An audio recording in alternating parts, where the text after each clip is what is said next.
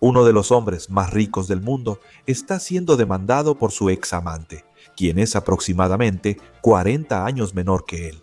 El exdirector ejecutivo de tecnología, de más de 70 años, es acusado de idear un plan de acoso para intimidar a una mujer de 30. Usó su poder e influencia, obligándola a pedir una orden de restricción para proteger a sus padres y a su perro.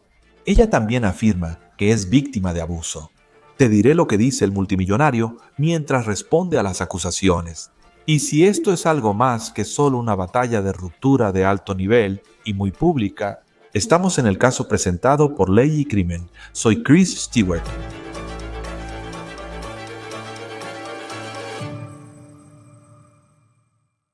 Esta historia involucra a uno de los hombres más ricos del planeta.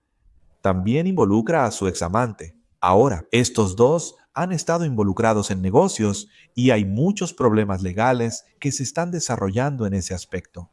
Pero ahora estamos aprendiendo que ella lo ha acusado de abuso y de acosarla. El multimillonario del que estamos hablando es Eric Schmidt. Él fue el director ejecutivo de Google desde 2001 hasta 2017. Y durante ese tiempo, la empresa pasó de ser una potencia en motores de búsqueda a una de las compañías más poderosas del mundo.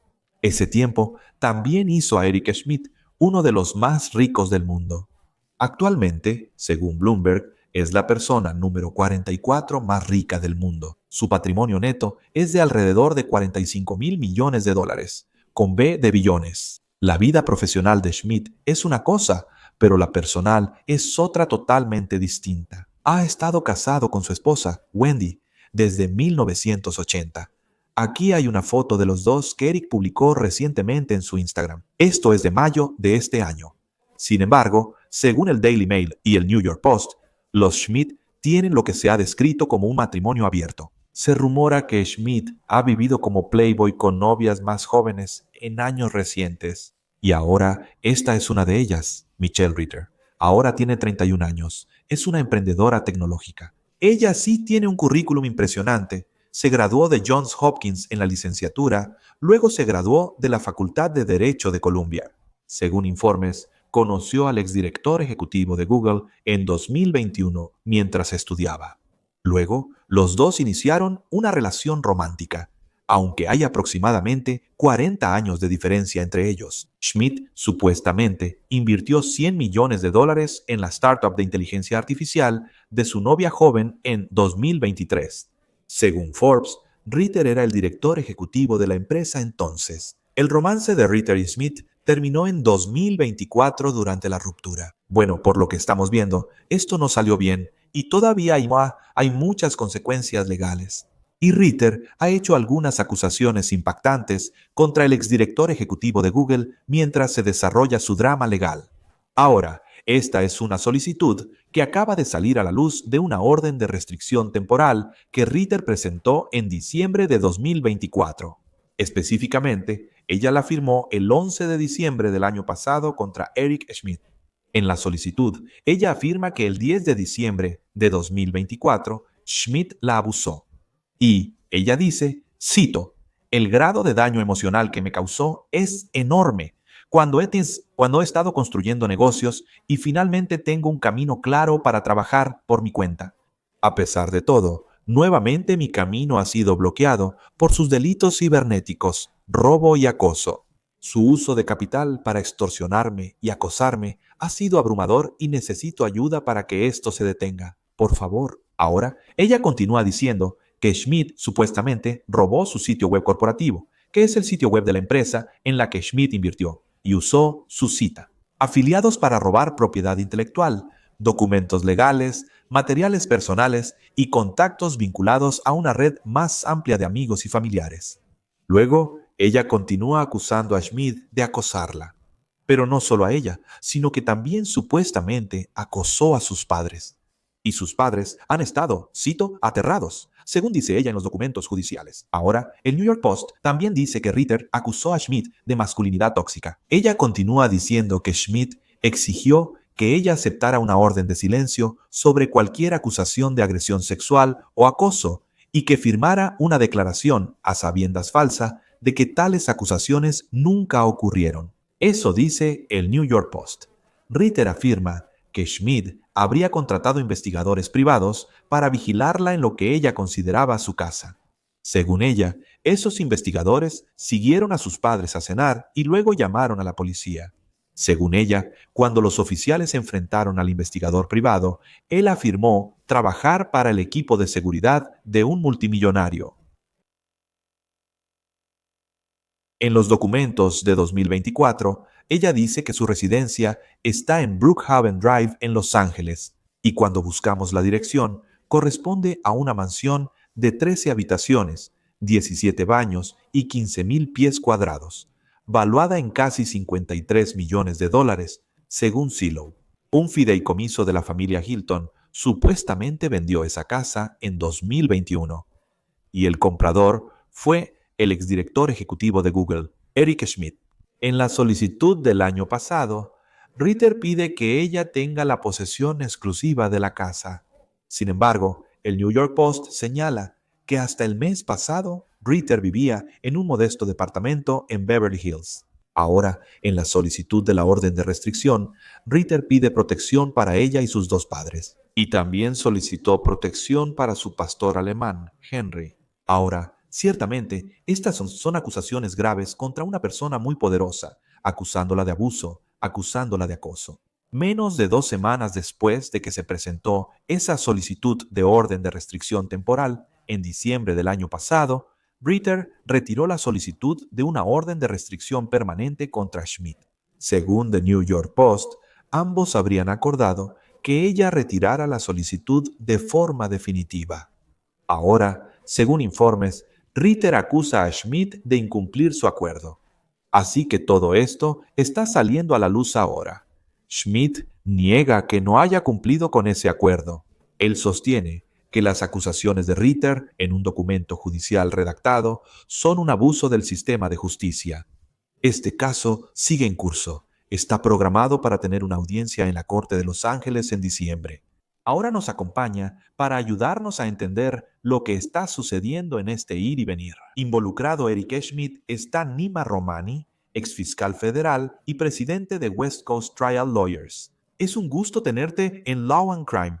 ¿Qué destaca? Quiero decir, estas son acusaciones bastante serias cuando se trata del acoso y el abuso que la aparente examante de Eric Schmidt la está acusando. ¿Qué te interesa leer esta historia? Chris, gracias por invitarme. Hay mucho pasando en este caso, ¿verdad? Quiero decir, obviamente lo más grave sería que potencialmente sea criminal. Estás hablando de agresión sexual, pero también hay acusaciones románticas, ¿verdad? Estás hablando del acoso. Y por supuesto, estos dos son socios de negocios, así que también está eso. No sé si hay una relación de empleador y empleado, así que podría haber demandas laborales, tal vez algo de violencia doméstica o demandas de derecho familiar. Están hablando de una pelea por el perro, la casa. Y por supuesto, si realmente hubo algún tipo de actividad criminal como acoso o incluso violación, eso sería muy grave para Schmidt. Sí, y ciertamente está la parte del negocio. Cuando hablas de alguien que es la persona número 44 más rica del mundo, discuten por la posesión de la mansión. Puedo ver que muchas personas, diría que personas normales, casi tendrían dificultades para empatizar con esta historia. Pero luego escuchas que esta es una persona, sus padres son ancianos, supuestamente están siendo acosados, según ella, por una especie de red que ella dice que Eric Schmidt tiene. Llamaron a la policía y él cuenta con un investigador privado de su equipo de seguridad. Según lo que ella decía el año pasado, afuera de la casa, ¿por qué la policía no haría más en esa situación? Aunque ella revoque la orden una semana después, igual parece sospechoso que lo ignores. Estoy aterrorizado de que todo esto esté pasando para, en realidad, solo estar bromeando. Pudimos llegar a un veredicto o, disculpa, a un acuerdo, y ahora simplemente vamos a seguir adelante con eso. Chris, vivo y trabajo en Los Ángeles. Y puedo decirte que probablemente el Departamento de Policía de Los Ángeles no se va a involucrar ni va a arrestar a nadie. Si consideran que es una disputa comercial o un desacuerdo que no está resultando en violencia, no estoy diciendo que esté bien, solo te estoy diciendo la realidad de vivir en una ciudad enorme como Los Ángeles, donde están ocurriendo crímenes mucho más graves. De nuevo, ella puede absolutamente ser una víctima de violencia doméstica y acoso. Pero solo te estoy diciendo cómo funcionan las cosas aquí en Los Ángeles, a menos que las cosas se intensifiquen. Probablemente no vamos a empezar a ver arrestos todavía. Por el lado civil, si sabes, ella menciona a su mamá en esta orden que presentó. Y sé que están teniendo este ir y venir legal de ahora en adelante. ¿Cómo podrían las acusaciones de acoso y abuso que ella hizo en ese entonces influir en cualquier tipo de problema legal que tengan en el futuro? Entonces, hay un par de tipos de órdenes de restricción. Puedes obtener una orden de restricción por acoso civil o puedes obtener una orden de restricción por violencia doméstica. Pero en realidad el proceso es el mismo y puedes protegerte a ti mismo. También podrías proteger a los miembros de tu familia. Si las acusaciones son ciertas, como dice Ritter, Schmidt la acosa. No tiene privacidad ni puede tener correo o teléfono personal. Si eso se comprueba y un juez está de acuerdo, entonces ese juez puede emitir una orden de restricción ordenando a Schmidt que no tenga ningún contacto con Ritter en absoluto ni con ninguno de los miembros de su familia por un periodo de 3 a 5 años. Y viendo, solo estaba revisando una parte porque ella había afirmado en una demanda, esto es según The New York Post, que tiene este documento donde Schmidt intentó obligarla a firmar una orden de silencio sobre cualquier acusación de agresión sexual o acoso. Si alguien es agredido sexualmente, una orden de silencio o algún tipo de documento legal puede impedir que esa persona haga público lo que dice que sucedió. Chris, tienes razón. La respuesta es no, y Ritter debería saberlo. Creo que ella es abogada o tiene formación legal. Según la ley de California y la ley federal, los acuerdos de confidencialidad y órdenes de silencio no aplican en casos de agresión, acoso o abuso sexual. Punto. Sé que hay una cláusula de arbitraje, pero con ese tipo de acusaciones el caso sale del arbitraje privado y puedes llevarlo a la corte, eso sería público. Cuando se trata de acuerdos de confidencialidad, o sea, ¿con qué frecuencia ves que personas con más poder usan eso como amenaza? Legalmente, eso no tiene mucho mérito. Chris, lo veo seguido, y además de exfiscal federal, solo represento a víctimas en estos casos. Vemos constantemente víctimas de agresión, abuso y acoso sexual que tienen miedo porque algún individuo rico y poderoso, generalmente un hombre, les ha hecho firmar un acuerdo de confidencialidad y temen ser demandadas. Este documento no es aplicable con respecto a las acusaciones que estás haciendo y siempre puedes presentar una denuncia como Jane Doe en estados como California que lo permiten. Así que ciertamente es una técnica o una estrategia, pero normalmente no es una que se pueda hacer cumplir. Lo sé, o sea, hablando en general, creo que el patrimonio neto de Eric Schmidt es de alrededor de 44 mil millones de dólares.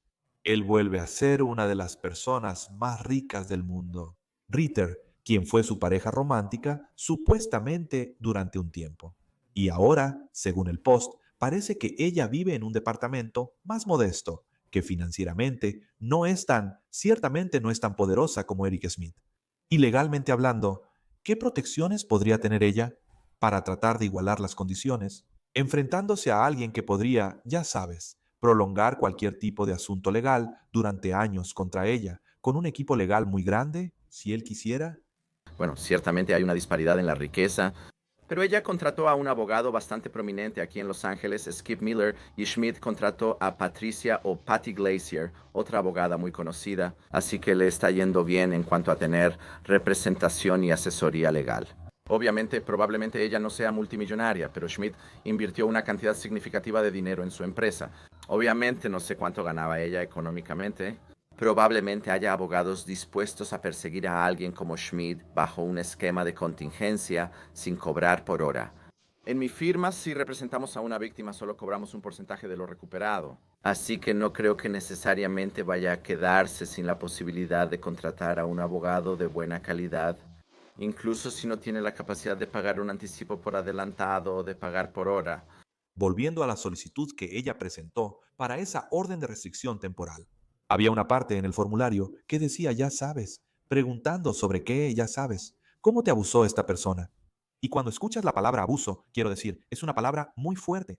No cuestiono si ella tenía un negocio estresante, pero primero menciona que la bloquearon de sus cuentas, que Eric Schmidt usó, ya sabes, los poderes que tiene como alguien que fue, ya sabes, el jefe de Google por más de 15 años para acosarla cibernéticamente. Pero al mismo tiempo, no es lo mismo que alguien pensaría. Considero que, al igual que el abuso físico, gritarle a alguien se ha visto como abuso verbal. ¿Cómo lo que ella le está acusando, sabes, realmente puede ser visto como un ejemplo de abuso? Es un factor importante y como dijiste, obviamente lo peor sería algún tipo de violencia física. Esa es una manera fácil de conseguir una orden de restricción, pero espera que los abogados de Schmidt digan, oye, esto es solo una disputa entre dos socios de negocios. Ella está tratando de aprovechar la relación romántica para obtener una ventaja en la disputa de negocios, ¿verdad? No estoy diciendo que eso sea cierto o no, pero espera esa defensa. Y diste en el clavo ahí, Chris. Ella dirá que no solo era una relación de negocios, sino también romántica.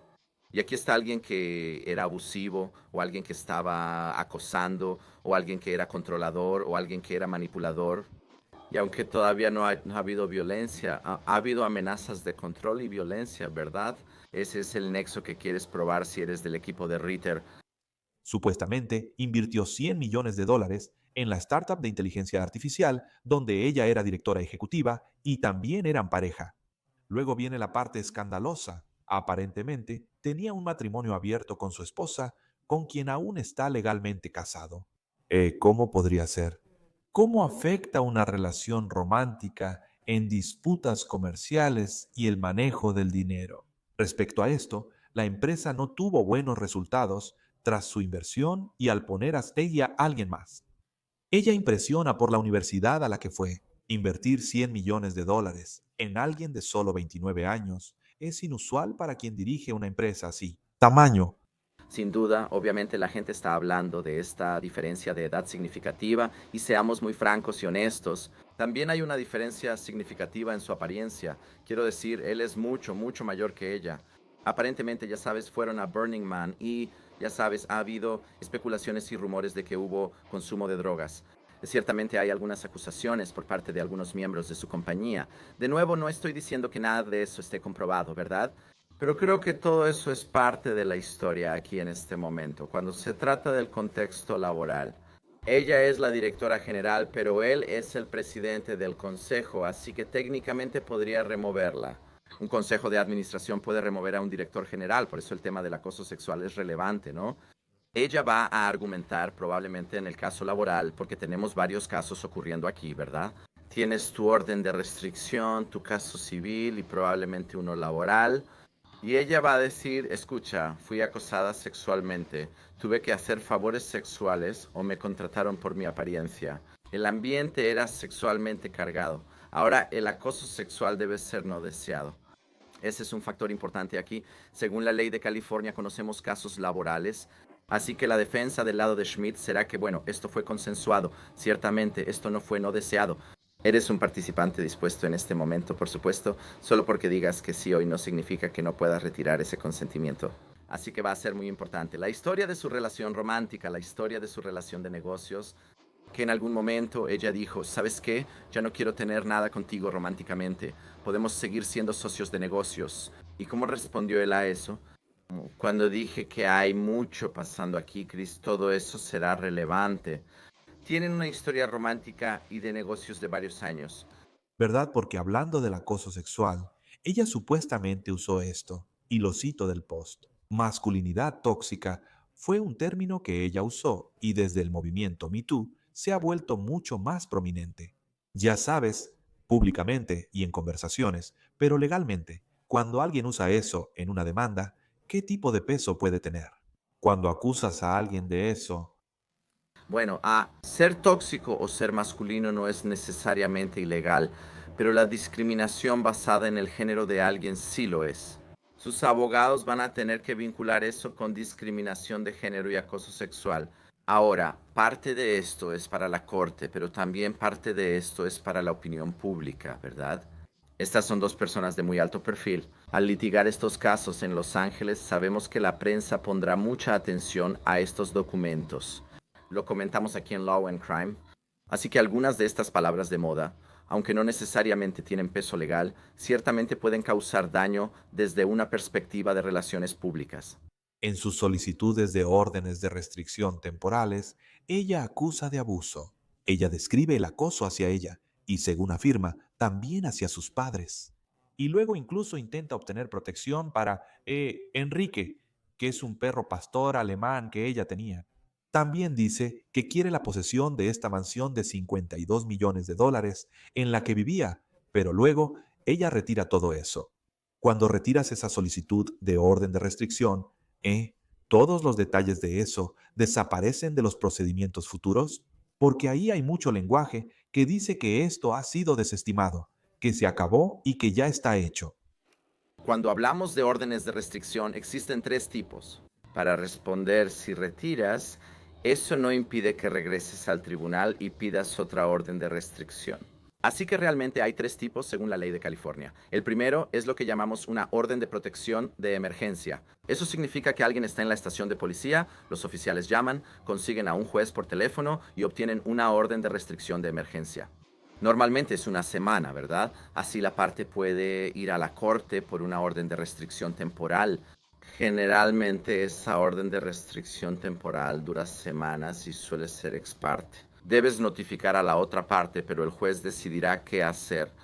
Quiero mantener las cosas como están durante unos 21 días, hasta que tengamos una audiencia para una orden de restricción permanente, una audiencia para una orden de restricción permanente en California. Eso es prácticamente un mini juicio completo. Ahora, no hay jurado, pero un juez va a escuchar el testimonio de los testigos, de las partes involucradas, ¿verdad? Revisar mensajes de texto. Los correos electrónicos pueden durar 1 o 2 días y luego se decide sobre una orden de restricción permanente que puede durar años. Esta orden es importante porque si la violas puedes ser arrestado, especialmente si es por violencia doméstica o acoso civil.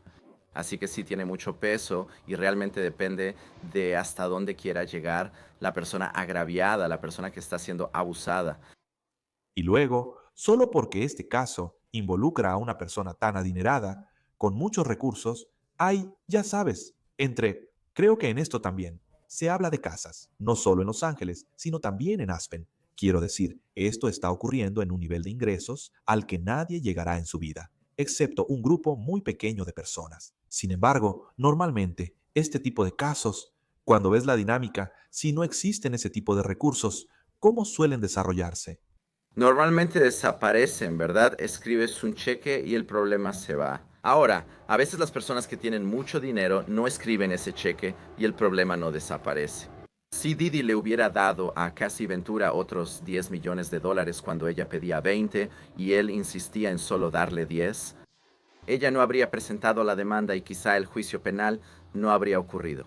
Así que a veces las personas que tienen dinero no toman buenas decisiones o reciben malos consejos. Ahora, no estoy diciendo que, ya sabes, Schmidt sea responsable o culpable. Aquí en Hollywood te puedo decir que esto pasa 8 de cada 10 veces. Cuando hay una acusación de abuso y vales miles de millones de dólares, vas a escribir un cheque y eso va a desaparecer. Ahora, aparentemente hubo algún tipo de acuerdo en diciembre, no conozco los términos de ese acuerdo, obviamente fueron confidenciales. Ritter dice que Schmidt no ha pagado. No sé qué pasó ni cómo se complicó, pero tienes razón, Chris. Normalmente esta ropa sucia, cuando se trata de gente rica y famosa, no llega a los tribunales. No, pero esta vez sí. Nima Romani, siempre es un gusto tenerte en Law and Crime. Un caso fascinante en California. Veremos cómo evoluciona. Gracias por acompañarnos. Por supuesto, Chris, gracias por invitarme. Gracias por acompañarnos en On the Case por Law and Crime. Suscríbanse en YouTube y Spotify. Soy Chris Stewart. Nos vemos la próxima vez.